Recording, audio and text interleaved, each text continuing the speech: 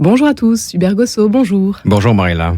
Responsable relations testateur, engagé au service de l'Église de Paris, vous contribuez à la collecte de fonds au profit de l'Association diocésaine de Paris et de la Fondation Notre-Dame. Merci beaucoup d'être avec nous en ce jour spécial et cette nouvelle et 6e édition de l'opération Générosité, que vous connaissez d'ailleurs bien. Une journée pour rappeler que la radio vit à 85% de dons et que nous avons donc toujours besoin de vous, chers auditeurs. Hubert Gossot, pour commencer, peut-être un petit point sur votre mission. En quoi consiste-t-elle concrètement ? Oui, merci de m'avoir invité. Donc effectivement, j'ai une mission qui m'a été donnée de pouvoir être le responsable des relations avec les testateurs, qui est un nom un peu barbare. Les testateurs, mais c'est les personnes qui font appel à l'Église pour pouvoir les aider à transmettre leur vie, leur patrimoine, ce qu'ils ont acquis, ce qu'ils ont aussi hérité de leur famille.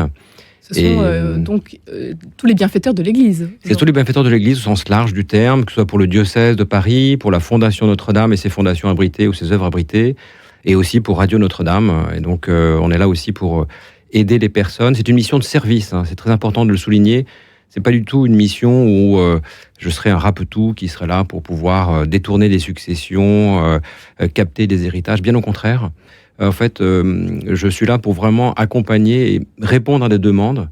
Individuellement, d'ailleurs. Individuellement, au cas par cas, en rencontrant des gens souvent, même à leur domicile, pour discuter longuement de ce qu'ils veulent faire, comment ils veulent faire. Donc ce service en Église est une très belle mission qui m'a été confiée. Dont un service que vous rendez également, donc vous l'avez dit, à la Fondation Notre-Dame, les chantiers du Cardinal, l'œuvre des vocations et Radio Notre-Dame tout particulièrement. Et Radio Notre-Dame, effectivement, c'est toutes les grandes œuvres d'église qui sont au sein du diocèse de Paris, dont la Fondation Notre-Dame, comme on le disait tout à l'heure, et Radio Notre-Dame. Mais aussi, les personnes peuvent aussi, bien sûr, et c'est la priorité, d'abord aider des éléments de famille que sont souvent pour les personnes qui n'ont pas d'enfants, des neveux, des nièces. Et donc, on a des outils tout à fait adaptés pour pouvoir dire je peux aider et Radio Notre-Dame et mes neveux et nièces sans léser ma famille qui sont représentées par mes neveux et nièces. Je rappelle, pour des personnes qui n'ont pas d'enfants. Les possibilités sont nombreuses et beaucoup plus simples que l'on ne pourrait le croire ou le penser aujourd'hui. Oui, exactement. En fait, de transmettre, c'est quelque chose d'assez anxiogène. On ne sait pas très bien comment faire. Comme je dis souvent, à l'école, on apprend beaucoup de choses, mais on n'apprend pas ça. Et donc, même si les personnes ont eu un parcours professionnel intense et même glorieux parfois, ils ne savent pas comment faire, en fait.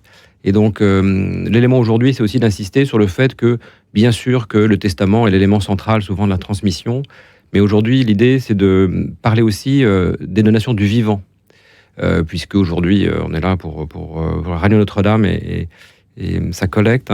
Et donc l'idée, c'est de dire à travers deux éléments qui sont importants et que j'aimerais en parler aujourd'hui, c'est à la fois la donation temporaire d'usufruit et le don du titre, et puis aussi les assurances vie, mais surtout la donation temporaire d'usufruit et le don de titre sont deux éléments qui permettent de se dire aujourd'hui, je suis au maximum, je ne peux pas faire plus que le prélèvement automatique que je fais pour Radio Notre-Dame, mais j'ai d'autres outils qui me permettraient de soutenir Radio Notre-Dame. Alors, concrètement, ça consiste en quoi ? Alors, en fait, le don de titre, on va commencer par cela. En fait, qu'est-ce que c'est ? C'est donc, comme son nom l'indique, on donne des titres, en fait, des titres qu'on a en bourse, donc cotés. Et donc, l'idée, c'est surtout de se dire, pour les personnes qui nous écoutent et qui ont un portefeuille assez ancien et qui, parfois, par chance, parce que par persévérance, que la bourse joue sur le long terme, peuvent avoir des titres très chargés en plus-value. Or, si je vends une ligne de titres, je sais pas quoi, Air Liquide ou Saint-Gobain, je ne sais, qui est chargée à 50 voire plus de plus-value, je vais être taxé à 30% sur mes plus-values. Donc, je vais perdre en fait l'avantage que j'avais gagné en bourse. Donc, le principe étant de dire, plutôt que de vendre ces titres sur lesquels je vais être taxé à 30% sur les plus-values, je les donne directement à Radio Notre-Dame qui ne paye pas de droits sur les plus-values. Donc, ça permet, si j'ai 1000 ou 10 000 euros en titres et que je veux vraiment aider Radio Notre-Dame, je peux céder mes titres. Et là, l'avantage, c'est que je ne perds pas l'avantage que j'avais avec ces plus-values. Je ne paye pas les 30% sur les plus-values et j'aurai un reçu fiscal maximisé parce que j'aurai un reçu fiscal sur la totalité du titre. Pour l'usufruit ?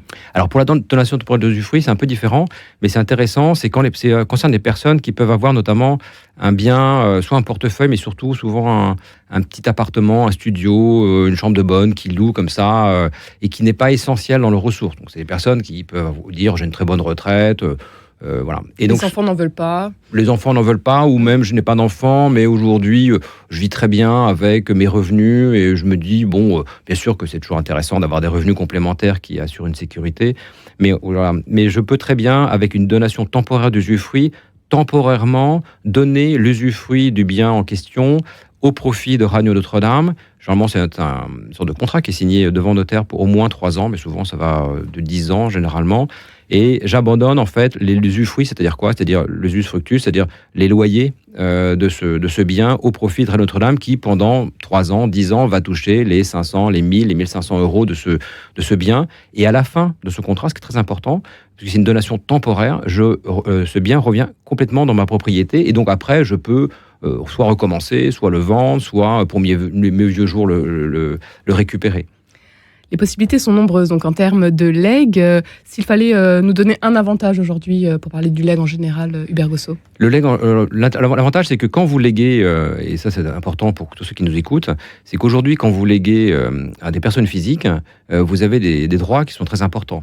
Et le maximum étant pour les personnes qui n'ont pas d'enfants, puisque pour des cousins, des amis, des filleuls qui ne sont pas de ma famille, les droits sont de 60%, ce qui est le maximum. D'accord ? J'entends souvent, j'ai des droits à 70%, ça n'existe pas. 60%, c'est déjà beaucoup. Et en fait, c'est un impôt confiscatoire, c'est qu'on est au-dessus des 50%. Donc, il y a un élément qui est très douloureux, c'est de se dire, toute ma vie, quand je fais un don, l'État m'aide à faire des dons, puisque j'en avais reçu fiscal à 66%, même à l'IFI à 75%. Donc, l'État me remercie de la générosité que je peux avoir. Or, dans la transmission, c'est l'inverse, puisque je suis taxé à 60%. Donc, je passe de plus 66 à moins 60. Et ce grand écart est assez difficile, alors que si je transmets à Radio Notre-Dame, j'échappe à ces 60% de droits. On n'est pas taxé. Voilà, il faut savoir, et je le redis, souvent les gens l'ignorent, mais si vous léguez tout ou partie, même un élément à Radio Notre-Dame, que ce soit une valeur monétaire, un bien immobilier ou un objet, vous échapperez aux droits de transmission qui sont entre 55 et 60% pour les personnes qui n'ont pas d'enfants. On n'est pas obligé de tout léguer, mais une partie, c'est déjà pas mal. Oui, bien sûr. Alors Hubert Gossot, vous nous l'expliquez, c'est pas très compliqué. Comment on s'y prend concrètement aujourd'hui ? On vous entend et puis on a envie de participer. Comment on fait ? Alors voilà, la question c'est de se dire, bon, comment faire ? Bon, j'ai à peu près compris le laïus d'Hubert Gossot, mais comment me jeter à l'eau ? En fait, l'idée c'est d'en discuter et de prendre contact. Alors on peut vous contacter directement. Voilà. Je vais donner tout de suite votre ligne directe, oui. Le 01 78 91 93 37. On remettra bien sûr les coordonnées sur le site internet. Oui. Une adresse email, hgossot, G-O-2-S-O-T, @diocèse-paris.net. Exactement. Donc l'idée, vous pouvez tout à fait m'appeler. Moi, je suis disponible. Et si je ne peux pas vous prendre, vous me laissez un message et je vous rappelle rapidement. L'important, c'est de se rencontrer pour que chacun, dans ses particularités, un peu de sur-mesure, en fait. Je résume souvent ma mission auprès des personnes en disant, finalement, je vais être votre super secrétaire. C'est-à-dire que vous allez me dire ABCD, je vais vous dire il faut faire CBA parce que c'est comme ça et c'est plus intéressant. Mais on va garder exactement les éléments que vous avez. Donc souvent, les gens viennent me rencontrer, que ce soit pour des neveux, des nièces. Et puis même parfois, ils me citent des œuvres qui sont totalement extérieures à l'église de Paris. Mais c'est leur vie, c'est leur signature. Et donc, c'est un événement banco. Donc, la réponse pour répondre à votre question, c'est de dire il ne faut pas hésiter à en discuter avec des personnes, je dirais, de confiance. Et donc là, en toute confidentialité, soit ils viennent me voir aussi au 10 rue du Cloître Notre-Dame, où il y a la maison diocésaine, soit je me déplace à leur domicile quand ils ont des difficultés à se déplacer. Et ça peut, même ce week-end, par exemple, je suis allé samedi rencontrer une personne qui, justement, à 94 ans, ne pouvant pas se déplacer, m'a demandé exceptionnellement de venir un samedi la rencontrer. Et donc, en fait, on a passé 1 heure à discuter ensemble. Et elle était très soulagée, à la fin de ce rendez-vous, d'entendre que, finalement, c'était pas si compliqué que ça. Parce qu'on se fait souvent une montagne de tout ça. Hubert Gossot, vous êtes responsable relations testateurs, engagé au service de l'Église de Paris depuis 12 ans maintenant. Oui. Vous en avez fait de belles rencontres, oui. On l'imagine. Est-ce qu'il y en a une que vous souhaiteriez nous partager ce matin ? C'est assez étonnant, c'est qu'en fait, à chaque fois, chaque personne est une tranche de vie, une sorte de nouvelle. Et un jour, on me tanne souvent en me disant, mais Hubert, écrit, compile ces éléments-là, en gardant la confidentialité des gens, mais c'est toujours très beau. Et en fait, chacun participe à la vie du monde. Là, j'ai rencontré une personne qui est assez étonnante, qui m'expliquait qu'en fait, elle avait travaillé dans sa jeunesse, après des grandes études, à la diffusion en France des stimulateurs cardiaques, donc des pacemakers. Donc aujourd'hui, ça paraît évident d'avoir des pacemakers, mais en fait, à l'après-guerre, c'était quand même le début d'une pionnière du système. Et donc cette personne aujourd'hui est totalement anonyme, et puis c'est pas elle qui l'a inventé, mais elle a participé à cet élément-là avec des joint ventures avec les États-Unis. Et donc voilà, donc c'est des événements assez étonnants. Et ce qui est très beau dans cette mission, c'est de se dire à chaque fois, les personnes viennent avec ce qu'ils ont, très modestement, et transmettre, et l'idée de se dire, ma vie, bien, je me bats toute ma vie pour faire quelque chose moi-même au niveau du diocèse, mais à la fin, que reste-t-il ? Il reste l'amour que j'ai transmis, l'énergie que j'envoie sur Radio Notre-Dame en transmettant, en disant, voilà, je vais finir peut-être en face à Montparnasse, mais au moins j'aurais fait quelque chose de ma vie. 12 ans de service que vous faites au service de l'Église. Hubert Gossot, vous, qu'est-ce qui vous anime dans votre mission quotidienne ? En fait, ce sont des rencontres. En fait, on parle jamais d'argent, on parle jamais d'immobilier, ou alors c'est vraiment accidentellement. Ils sont pas là, j'irais à se vanter en disant, vous allez voir, je vais faire ci, je vais faire ça. Personne. Alors au départ, on me disait, mais est-ce qu'il y a des personnes qui viennent te voir en disant, bon, je vais donner à l'Église parce que ma vie, elle était un petit peu bizarre. Donc, en arrivant à là-haut, je vais peut-être acheter une virginité. Donc, les gens sont pas du tout dans cette démarche-là.